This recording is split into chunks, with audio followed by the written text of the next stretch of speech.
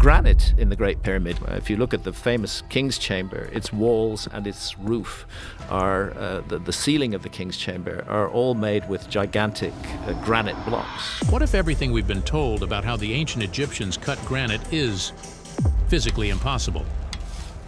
Graham Hancock just flipped the script. It is very hard for archaeologists to explain how that was done using purely leverage and mechanical advantage. From unfinished quarries with machine-like grooves to a drill core that outperforms modern tech by 500 times, this isn't fringe theory. It's proof that something is missing. Was there a forgotten civilization with advanced tools? Or are we ignoring evidence hidden in plain sight? I think we're looking, again, at a lost technology. And it was this ancient apocalypse 12,800 years ago that wiped that from the human memory banks. This is Graham Hancock reveals how ancient Egyptians cut granite with proof. Keep watching, it gets crazier.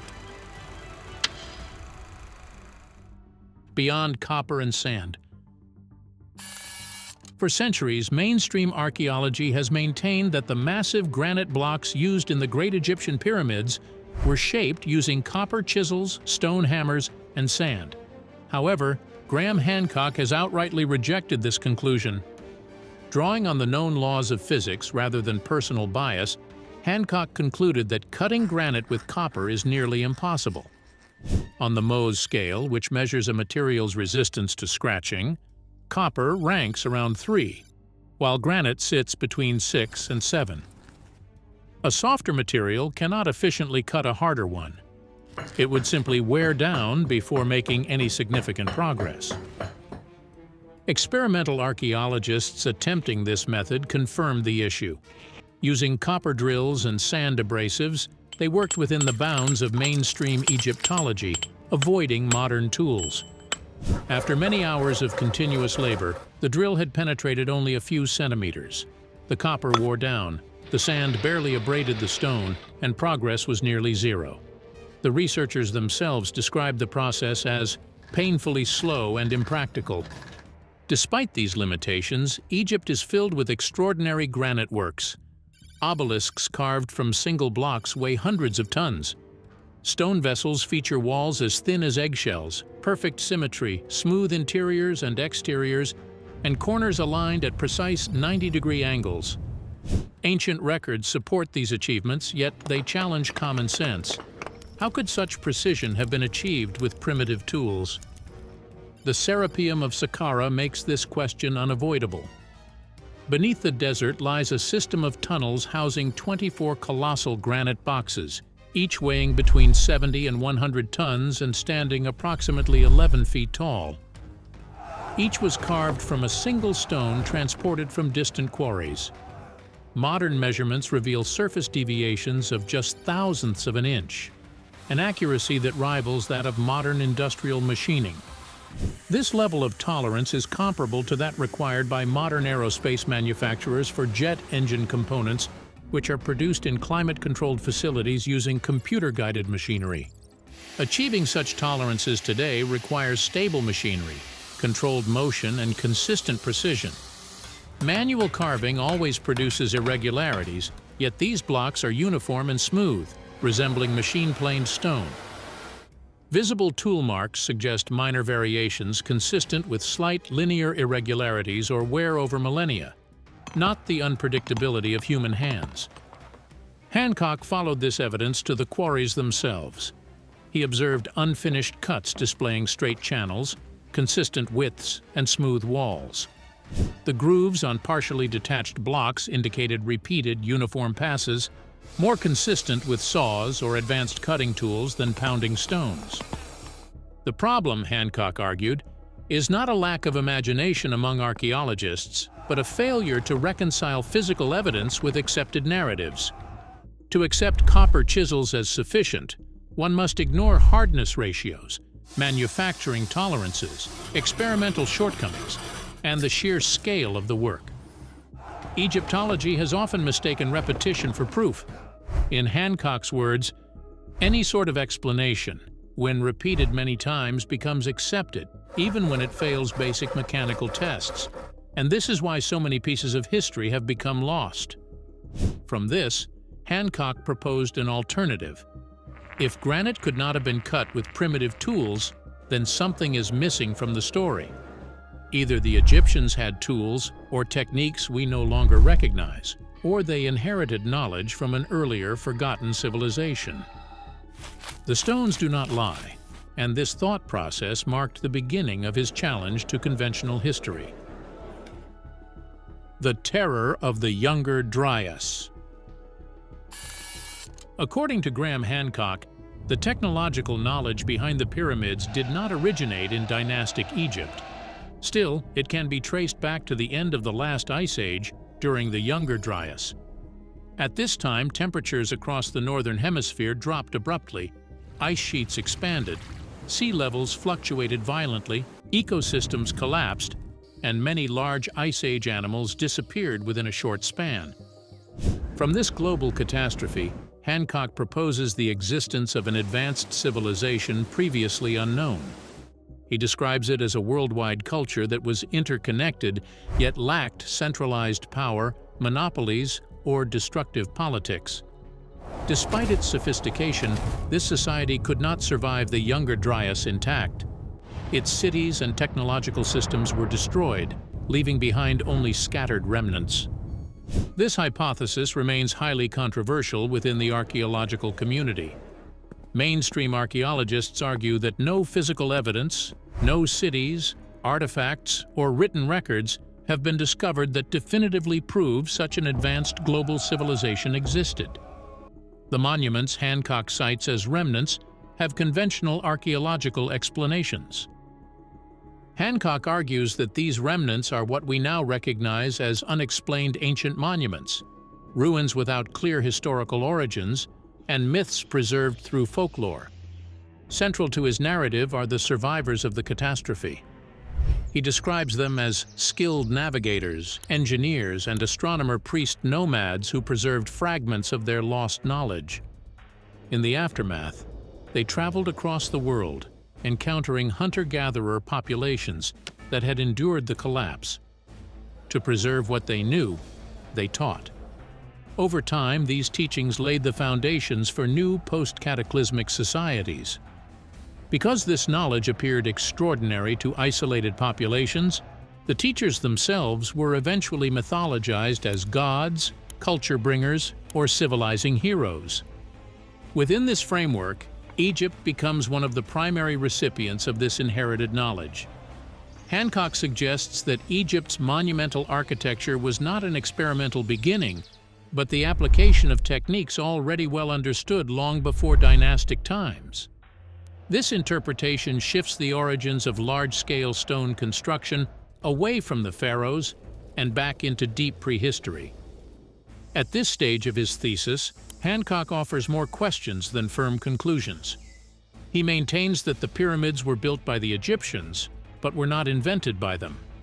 Instead, he proposes they were constructed to commemorate or preserve the memory of a critical event linked to the 1200-year Younger Dryas interval.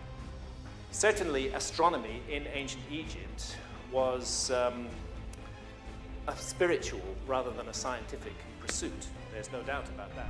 Hancock also rejects the conventional interpretation of the granite box in the king's chamber as a sarcophagus for Pharaoh Khufu. Unlike other royal burial equipment, the coffer is completely undecorated, bears no identifying hieroglyphs, and is too large to have been transported through the pyramid's internal passageways, indicating it was placed during construction. He therefore argues it functioned as a ritual vessel rather than a coffin. In this interpretation, an initiate would lie within the coffer to undergo altered states of consciousness, potentially experiencing a symbolic journey to the stars. Hancock links this idea to ancient sacred texts and to the pyramid's precise stellar alignments, particularly those associated with star belts. He describes the coffer as a ritual instrument and the king's chamber itself as an energy chamber rather than a tomb. Other researchers and theorists have raised similar questions, and some have traveled to Egypt themselves in attempts to reconcile the physical evidence with accepted historical explanations. Records written in granite. A new line of inquiry began in 1883 with British archaeologist William Flinders Petrie. At a time when most explorers in Egypt were focused on gold, mummies, and fashionable relics, Petrie arrived with calipers, rulers, measuring tapes, and calibration tools to lay the groundwork for a deeper and more technical approach to Egyptology. Among Petrie's most significant findings were granite drill cores, cylindrical byproducts of ancient drilling operations that had been discarded and left in a ruined state near the pyramids. These objects, easily mistaken for rubble, displayed numerous spiral grooves around their surfaces. The grooves were evenly spaced, consistent in depth and angle, and ran from top to bottom, closely resembling the threading of a modern screw. When Petrie measured the spacing, he calculated that the drill had advanced into solid granite at a rate of 1/10 of an inch per single rotation. Achieving such a feed rate would require extraordinary control, downward force exceeding 2 tons, and a cutting surface capable of enduring extreme stress without deforming or dulling. This immediately raised serious questions. Copper tools, by their nature, wear unevenly under stress, and hand drilling produces irregular patterns. If copper alone had been used, the grooves should have varied in depth, spacing, and angle. Instead, Petrie found no such variation. The precision suggested a mechanically controlled process rather than manual labor. The grooves more closely resembled modern machining than anything known from ancient toolkits. Petrie compared them to diamond-tipped drills used in contemporary systems, noting that every component of such a system must work together to maintain a constant feed rate. Based on this analysis, Petrie concluded that the copper drills themselves were incomplete. He proposed that they originally contained embedded cutting elements, possibly made from quartz, granite, or even diamond. A drill hole discovered at a Giza quarry further intensified his doubts about accepted explanations. After examining the site, Petrie questioned how much technical knowledge may have been lost over time, asking whether base-level copper could realistically account for such results. Decades later, online enthusiasts advanced an alternative explanation.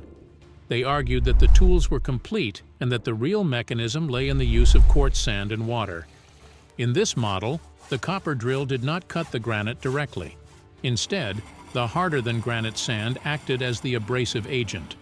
While this process would have been extremely labor-intensive and slow, proponents dismissed this concern by pointing to Egypt's reliance on large labor forces, including slavery. In the 1920s, chemist and Egyptologist Alfred Lucas formally challenged Petrie's jewel-tip hypothesis. Lucas argued that the Egyptians did not embed diamonds or emery into copper tools.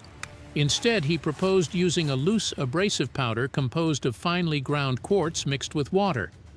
He considered this approach more plausible, as it relied on abundant local materials rather than a complex process of setting gemstones into metal. Lucas also suggested that abrasive particles could temporarily embed in the soft copper during use, creating the appearance of fixed cutting teeth when examined afterwards. His explanation aligned closely with the later fan theories, though none of these ideas were conclusively proven. Petrie published his findings in the Pyramids and Temples of Giza in 1883. At the same time, Lucas countered through multiple publications, culminating in his 1926 textbook, Ancient Egyptian Materials. Petrie ultimately preserved and catalogued the drill cores, which today remain largely unnoticed in the Petrie Museum in London. To most visitors, they appear to be insignificant stone fragments. To historians and alternative researchers, however, one specimen known as Core 7 stands out as one of the most revealing artifacts in Egyptology. Core 7 shows a spiral groove indicating a penetration rate of approximately 0.1 inches per revolution. This penetration rate significantly exceeds what would be expected from manual drilling with primitive tools, a finding that drew renewed attention to the mystery. Beginning in the 1980s and continuing for nearly 40 years, experimental archaeologist and engineer Dennis Stocks tested numerous theories related to ancient Egyptian stoneworking. Eventually, he focused on the loose abrasive model. Stocks and his team successfully drilled holes and recovered cores using quartz sand. but their results showed only horizontal striation rings rather than a single continuous spiral groove. He later concluded that the failure stemmed from an inability to replicate the precise feed rate and technique documented in Egyptological findings. These experimental limitations were later cited by Graham Hancock, who used them to argue that mainstream explanations cannot adequately account for the engineering precision seen in Core 7. In his view, the artifact represents a technological remnant from a system that modern understanding has yet to comprehend. Over 40,000 relics have been recovered in Egypt, many dating back more than 5,000 years to the pre-dynastic period. These objects predate the pyramids and the formally recognized dynastic state itself. This raises a central question. What is the true origin of Egypt's technological foundations? And how do engineers respond to the challenges posed by archaeologists and journalists who question the conventional narrative? More researchers who asked why. Archaeologists reconstruct the past through material remains and ancient texts. They are trained to interpret symbols, analyze bones, and assemble timelines from fragmented evidence. However, when the question shifts from what was built to how it was physically made, their expertise often reaches its limits. Understanding manufacturing processes requires a different set of questions. This is where engineers enter the discussion. One of the most influential figures in this technical reevaluation is Christopher Dunn, an engineer with more than 50 years of experience in high-precision aerospace manufacturing. Dunn began his career as an apprentice machinist in Manchester, England, where he learned to shape metal to extremely tight tolerances, levels of precision measured in thousandths of an inch, comparable to those observed in artifacts such as the granite boxes of the Serapeum. He later relocated to the United States, where he worked with industrial lasers, advanced cutting systems, and quality control processes for jet engine components. Throughout his career, Dunn adhered to a core principle. Materials do not lie. Flat surfaces, proper angles, and symmetrical curves each preserve a physical record of the methods used to produce them. Dunn's direct study of Egyptian artifacts began in 1986, when he traveled to Egypt for the first time to conduct field research. His interest in Egyptian engineering, however, had been sparked nearly a decade earlier, in 1977, after reading Peter Tompkins' Secrets of the Great Pyramid. Since then, Dunn has visited Egypt at least 14 times, taking detailed technical measurements of monuments across the Giza Plateau and beyond. His examinations included the granite boxes of the Serapeum, colossal statues and drill cores left behind in ancient quarries. What he observed, in his view, went far beyond symbolic or decorative craftsmanship. In his 1998 book, Dunn proposed that the Great Pyramid functioned not as a tomb, but as a sophisticated energy-harvesting machine. He suggested that it exploited acoustic resonance and the piezoelectric properties of granite to convert Earth's vibrations into microwave radiation or electrical energy. These theoretical interpretations, particularly the energy harvesting hypothesis, have not been accepted by mainstream archaeology and extend beyond Dunn's documented technical observations of precision stonework. Drawing on his background in rocket systems and precision engineering, Dunn argued that the extreme accuracy seen in Old Kingdom artifacts, such as the symmetry of the statues of Ramses II and the mirror-polished surfaces of the Serapeum boxes, could only have been achieved using high-speed rotary tools and powerful machinery, not simple copper chisels. He further claimed that certain statues, masks, and architectural elements appeared deliberately designed to resist replication by later generations, hinting at an underlying level of political or technological secrecy. Dunn's work led him back to William Flinders Petrie's original discovery of the granite drill cores. After conducting his own experiments, Dunn publicly emphasized Petrie's observation that Core 7 exhibited a feed rate roughly 500 times faster than that of modern diamond drills. He reinforced Petrie's measurements regarding the spiral groove's inches per revolution advancement, bringing renewed attention to the implications of those findings. While alternative historians praised Dunn's work for its technical rigor, mainstream Egyptologists dismissed his conclusions as pseudoscience, arguing that his theories, like those of Graham Hancock, lacked sufficient archaeological evidence. As the debate expanded, geology introduced yet another perspective. Geologist Dr. Robert Schoch of Boston University entered the discussion through his analysis of the Great Sphinx. While Egyptologists traditionally date the monument to around 2500 BCE, Schoch focused on the weathering patterns etched into the Sphinx's body and enclosure walls. He identified deep vertical erosion consistent with prolonged rainfall rather than wind-driven sand. This presented a serious challenge to the accepted timeline, as Egypt has been hyper-arid for at least 5,000 years. Schoch concluded that the Sphinx must be significantly older, dating back to a period when the region experienced heavy rainfall. His initial estimates placed its construction between 5,000 and 7,000 BCE. Still, he later revised this to approximately 10 to 12,000 years ago, aligning it with the end of the last ice age. More recently, Schoch has suggested that the Sphinx's head may have been recarved from an earlier form, possibly a lion during the dynastic period. Beyond geology, independent researchers also entered the field in search of answers.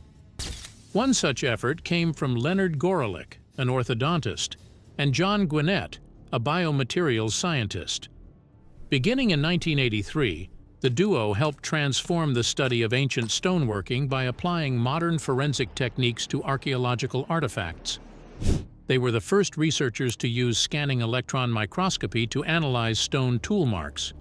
Because large artifacts could not fit into an electron microscope, they developed a non-destructive method using silicone dental materials to create high-resolution molds of drill holes. These molds were then examined microscopically and compared with marks produced during controlled experimental drilling. Gorelick and Granite also analyzed a granite sarcophagus lid from the Old Kingdom, dated to approximately 2500 BCE, in an effort to resolve the long-standing disagreement between Petrie and Alfred Lucas. Their results indicated that loose, dry quartz sand was the primary abrasive used in drilling, as it produced intersecting scratch patterns consistent with those observed on ancient artifacts. They further found that the regular lines seen on some drill cores could result from mixtures of abrasives and lubricants, or from abrasives combined with emery that temporarily bonded to soft copper drill bits. While their findings supported the use of relatively simple tools, they identified a critical anomaly. In some cases, the precision of the grooves was so high that the abrasive appeared to function as a fixed cutting point rather than a random medium. This conclusion stemmed from a reassessment of Petrie's original observations. Petrie had argued that the deep, uniform grooves on Core 7 could only be produced by fixed cutting teeth made of jewel or emery set into the copper drill, maintaining that loose sand would be too chaotic to produce such consistency. Gorelick and Granite challenged this assumption through SEM analysis, demonstrating that permanently mounted cutting teeth were not required to achieve a fixed point effect.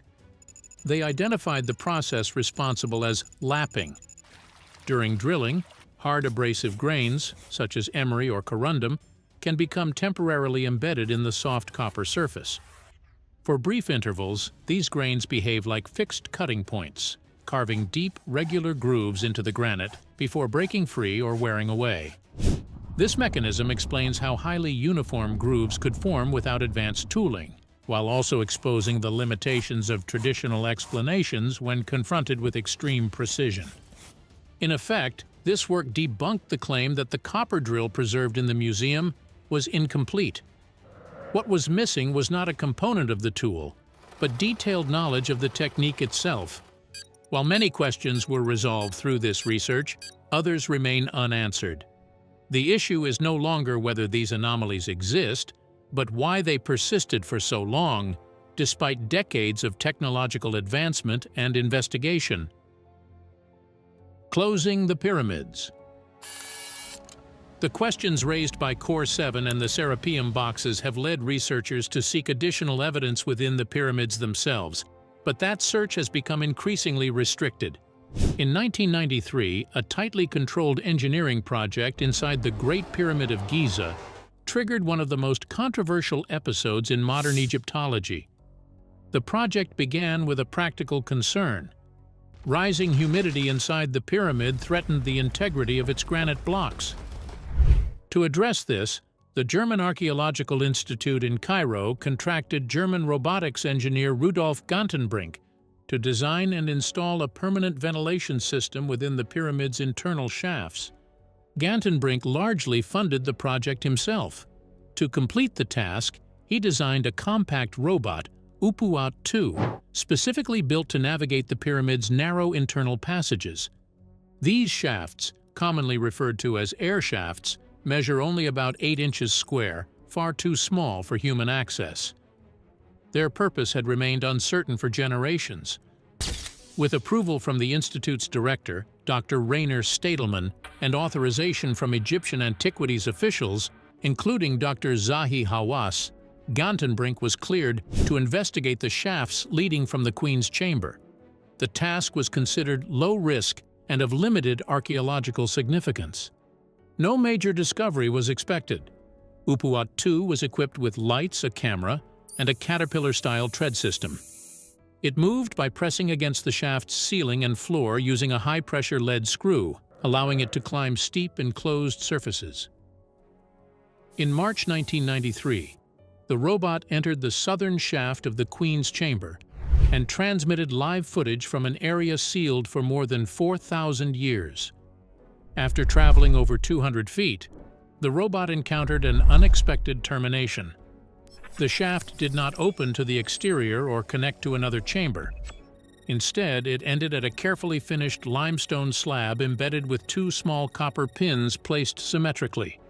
This feature soon became known as Gantenbrink's door. Located approximately 63 meters up the shaft, it represented an unprecedented discovery. For the first time, researchers had encountered an untouched architectural barrier deep within the pyramid's interior. It was no longer seen as a dead end, but as a deliberate seal. What lay beyond it was unknown, and its very existence challenged long-held assumptions about the pyramid's internal design. Public interest escalated rapidly. In early April, concerned that the significance of the discovery was being downplayed, Gantenbrink announced the findings to the international press without prior clearance from Egyptian authorities. The response was immediate and hostile. Egypt's Supreme Council of Antiquities accused Gantenbrink of violating archaeological protocol by bypassing the state approval process. Trust collapsed. Within weeks, he was removed from the project, barred from further work inside the pyramid, and his robot was confiscated. Exploration halted entirely, not only for Gantenbrink but for all independent researchers operating in Egypt. Dr. Zahi Hawass was temporarily suspended from his position as chief inspector of the Giza Plateau. For nearly a decade afterwards, no further robotic exploration of the Queen's chamber shafts was permitted. In 2002, the Egyptian authorities permitted a National Geographic team to drill through the limestone slab using a camera-equipped robot. The broadcast revealed that behind the door lay approximately 20 centimeters of empty space, followed by another blocking stone.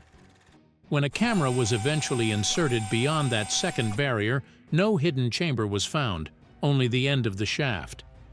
Nearly 10 years later, inspections revealed that Upuat-2 had left scuff marks and minor fractures in the soft Tura limestone walls.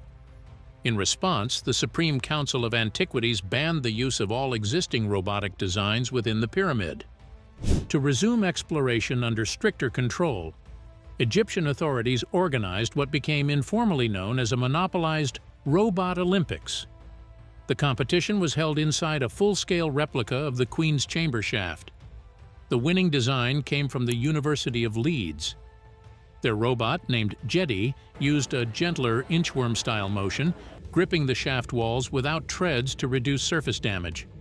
At the same time, Egypt moved to centralize all major pyramid research under government-appointed authorities. Independent teams could no longer obtain permits unless they joined tightly monitored state consortia. Strict non-disclosure agreements became standard practice. Discoveries were no longer announced when made, but only when officials chose to release them. Independent researchers gradually withdrew. This system remains in place today. Egyptian officials argued that these measures were necessary to protect the monument and preserve tourism. Critics, including scientists and researchers, countered that the restrictions limited scientific inquiry and discouraged open investigation. They argued that the regulations were less about preservation and more about protecting fixed historical narratives. External research, even when scientifically sound, was often restricted if it risked controversy or challenged established interpretations. Graham Hancock has consistently criticized this shift, arguing that the issue is no longer about science but about gatekeeping. In his view, control over Egypt's past became concentrated in institutions invested in preserving their authority and careers. History, he argues, belongs to everyone, not to bureaucracies. Because the record of ancient achievements is not maintained in texts, but buried beneath the ground, waiting to be uncovered, restricting access to inquiry amounts to silencing the past. After spending decades asking questions, Hancock has described being shut out of the search for answers as not just restrictive, but fundamentally unjust. Thanks for watching. Now check out the videos popping up on screen for more unbelievable stories.